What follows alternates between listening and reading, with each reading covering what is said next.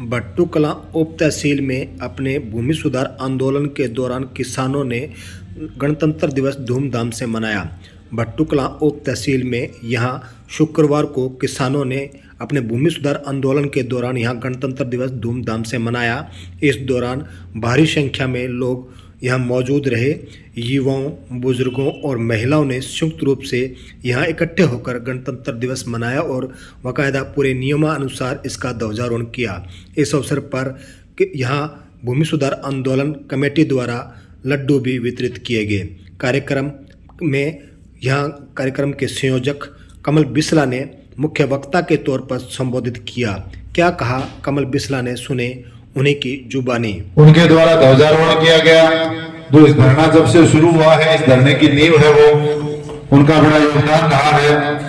चाहे बरमदौरी से बुजुर्ग हो, भुइया से हो, बरमदौरी ढापी से हो, पीड़मदौरी से हो, आसपास के गांव के जो बुजुर्ग जिन्होंने भट्टू से हो, बड़ा योगदान रहा है। उनके द्वारा, आम किसान के द्वारा आज ध्वजारोहण किया गया है।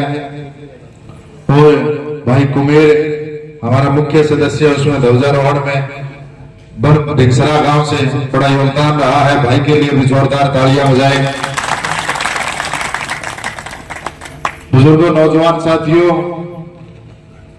1950 में देश के अंदर गणतंत्र के संविधान के स्थापना हुई।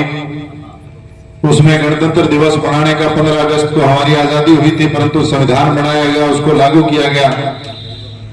वह दिन गणतंत्र दिवस के रूप में हम मनाते हैं। हमारे देश का संविधान लागू हुआ था आज के दिन।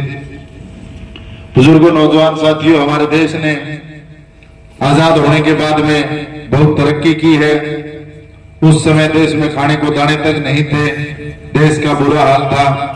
परंतु इन पिछले 75 सालों में देश ने बड़ी तरक्की की है। नए नए आयाम स्थापित किए हैं। चाहे अंतरिक्ष विज्ञान हो, चाहे खेल का क्षेत्र हो, चाहे उद्योग का क्षेत्र हो, हर क्षेत्र में, चाहे खेतीबाड़ी का क्षेत्र हो, हर जगह देश के किसानों ने, आम लोगों ने बड़े बड़े आयाम स्थापित किए हैं। आज अंतरिक्ष के क्षेत्र में हमारा इसरो, जो वैज्ञानिक अंतरिक्ष संगठन है, बड़ा मुकाम हासिल किया है दुनिया में। एक नाम है इसरो का, जो सैटेलाइट बनाता है चांद पर, सूरज तक ये इसरो के सैटेलाइट पहुंचे हैं। सूरज के भी दूरी से एक सैटेलाइट थोड़े ही दिन पहले गया था, चांद पे तो पहले गए थे। तो बड़ी देश ने बड़ी कामयाबियां हासिल की है इस समय में। और चाहे खेल का क्षेत्र हो, हमारे नौजवानों ने, लड़कियों ने बड़ा नाम रोशन किया है। चाहे कुश्ती का खेल हो, चाहे बॉक्सिंग का खेल हो, क्रिकेट हो, अनेक खेल हो, चाहे शूटिंग का खेल हो, बड़े बड़े आयाम स्थापित किए हैं। ओलंपिक में, कॉमनवेल्थ खेलों में, एशियन खेलों में, वर्ल्ड कपों में। और बुजुर्गों, नौजवान साथियों, इस देश की तरक्की आम किसान से, गांव से होकर जाती है।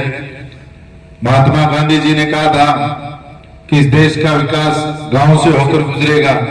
जब गांव का विकास होगा तो देश का विकास होगा। अनेक क्रांतिकारियों ने बड़ी शहादतें दी। शहीद भगत सिंह जैसे नौजवानों ने अपना बलिदान दिया, जब जाकर देश आजाद हुआ। 23 साल की उम्र में शहीद भगत सिंह ने फांसी को चूमना पसंद किया, अंग्रेजों के आगे झुकना पसंद नहीं किया गया था। उन वीर शहीदों को नमन करता हूं, जिन्होंने इस देश के लिए, चाहे उधम सिंह हो शहीद, चाहे सुभाष चंद्र बोस जी हो, अनेक शहीद हैं। कितने नाम आप गिनते जाओ।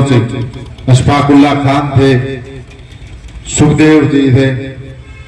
मतलब बड़ा संघर्ष रहा है शहीदों का इस देश को आजाद कराने में। उनकी सोच थी कि हम एक ऐसा देश बनाएंगे। शहीद भगत सिंह जी ने कहा था कि हम गोरों से आजाद तो हो जाएंगे, परंतु हमें यह भी ख्याल रखना पड़ेगा कि हमारे लोग गोरों वाली लाइन पर ना चल पड़े, कुछ पूंजीपति लोगों का शोषण ना करने लग जाए। आज देश में इस चीज को सोचने की हमें जरूरत है। आज देश का विकास बहुत हुआ है, परंतु उस गति से, जिस गति से सुभाष चंद्र बोस हो, चाहे शहीद भगत सिंह हो, शहीद उधम सिंह हो, उन्होंने जैसा विकास सोचा था, उस गति पर हम नहीं है। अन्यथा आज विश्व की पहली महाशक्ति हम होते हैं। हमारे पास दुनिया के सबसे ज्यादा नौजवान हैं। पूरे भारत में दुनिया के सबसे ज्यादा कम नौजवान उम्र के बच्चे सबसे ज्यादा हैं। तो उम्मीद करते हैं भविष्य में आम किसान के, आम लोगों के बच्चे बड़े पदों पर जाएं और आम लोगों की पीड़ा को समझें, देश को आगे ले जाने का काम करें, आम लोगों को सुख सुविधाएं उपलब्ध करवाएं। और ये आजादी बड़ी बलिदानों से मिली है। हम सबका फर्ज बनता है हम देश के प्रति अपनी निष्ठा हमेशा रखें। और देश के लिए अब आपको लोकतंत्र में हम जी रहे हैं। लोकतंत्र में हमारी रक्षा करने के लिए जवान है। आप सभी को बॉर्डर पर जाने की जरूरत नहीं है। हम देश का अगर योगदान करना चाहते हैं तो हम यहाँ से भी कर सकते हैं। एक एक व्यक्ति अपने को भारतवासी समझकर अगर योगदान करे, तो कोई सरकारी दफ्तर है उसमें अगर लाइट जल रही है बिना वजह, आप उसे बंद करेंगे तो देश में योगदान है। कहीं पर पंखा चल रहा है उसे बंद करेंगे तो आपका योगदान है। कोई सरकारी संपत्ति है उसे नुकसान ना पहुंचाएंगे तो अपना योगदान है देश के अंदर। बिना वजह किसी चीज को खराब ना करें, कोई सरकारी चीज को, यह हमारा योगदान होगा। क्योंकि देश के संसाधन हमारे संसाधन है। हमारे टैक्स के रुपए से ये चीजें बनती है। सरकारी कार्यालय हो, सरकारी चीजें हैं, वो हमारे रुपए से बढ़ती है। तो हमें एक समझ रखनी चाहिए कि हम सरकारी चीजों को खराब ना करें। हम जिस प्रकार अपने खुद की निजी चीजों को रखते हैं उसी प्रकार हमें सरकारी चीजों के बारे में भी हमेशा सोचना चाहिए। और बुजुर्गों, नौजवान साथियों, मैं तो सरकार से भी ये निवेदन करूंगा कि देश का बहुत बड़ा वर्ग किसान है। उस वर्ग की इतनी बढ़िया तरीके से सुनवाई नहीं हुई जैसी अन्य वर्गों की हुई। तो किसान के लिए सरकार को विशेष ध्यान देना चाहिए, क्योंकि किसान देश का सबसे बड़ा वर्ग है। किसानी पर निर्भर देश की 60-70% आबादी है। किसान से जुड़े हुए मजदूर है, खेतीबाड़ी से जुड़े हुए मजदूर है। तो जब किसान वर्ग को सरकार ऊपर उठाना चाहेगी, किसानों को सहूलतें देना चाहिए, तो देश का विकास 10 गुना एकदम आगे जाएगा। क्योंकि 1970 के बाद में देश में एक विचारधारा बन गई पूंजीपतियों लोगों के द्वारा कि जो शहरों का उद्योगीकरण है, फैक्ट्रियां, प्लांट, मॉल, उनसे देश की तरक्की नापी जाएगी। परंतु जब गांव बहाल होंगे, गांव के बच्चे पढ़ेंगे लिखेंगे, गांव के किसान के पास रुपए होंगे, तो देश की तरक्की सबसे ज्यादा है। इसलिए सरकारों को विशेष तौर पर किसानी पर, खेती बाड़ी पर काम करना चाहिए। हर यूनिवर्सिटी में खेती बाड़ी का विशेष एक रिसर्च केंद्र होना चाहिए। वहां पर बच्चों को शिक्षा देनी चाहिए, उन्हें, लोगों को, किसानों को जागरूक करने के लिए, और उसमें ग्रांट डालनी चाहिए हर साल कि किसानों को ये सुविधाएं उपलब्ध कराओ ताकि किसान संपन्न हो। किसान देश का अन्नदाता है। अगर अन्नदाता संपन्न होगा तो देश संपन्न है। और बुजुर्गों, नौजवान साथियों से भी मेरी तो विशेष विनती है, हम इस देश के आने वाला भविष्य है। हम इस देश में अपना योगदान डालेंगे। ये देश कहां पर जाएगा, देश की क्या दिशा होगी, वह हर एक नौजवान तय करता है। हमारा भी फर्ज बनता है कि हम पढ़े लिखे, खेले, कामयाब होने की तरफ चले। कामयाब अगर नौकरी ना लगना है, वो कामयाब ना होना नहीं होता।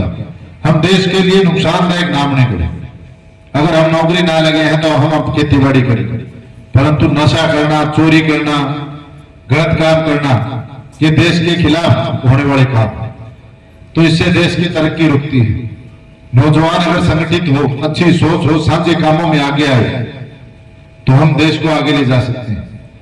अब अगर 20 नौजवान है, एक गांव में एक पार्क है, तो 20 नौजवान उसकी साफ सफाई रख सकते हैं अगर लगन करे तो वो देश में एक अपना योगदान है। माताओं बहनों से भी कहना चाहता हूं, आप भी अपनी सोच को विस्तृत करें। हमेशा जब देश की बात हो, जब समाज में एक साझे काम की बात हो, उसमें अपना बढ़ चढ़कर योगदान डालें, तभी ये देश आगे बढ़ेगा। जब देश आगे बढ़ेगा तो हमारे आने वाली पीढ़ियां आगे बढ़ेगी। इस दुनिया के अंदर जिस प्रकार गांव के अंदर आपसी में, परिवार में हम आगे बढ़ने की एक होती है, तो उसी प्रकार दुनिया के अंदर भी, देशों के अंदर भी एक आगे बढ़ने की होड़ लगी हुई है। एक देश सोचता है इसको पीछे छोड़ दो, दूसरा सोचा उसने पीछे छोड़ दिया। सरकारें अपनी नीतियां बनाती है, परंतु आम आदमी अगर उसमें सहयोग डालेगा तो वो नीति 10 की बजाय 100 गुना काम करेगा।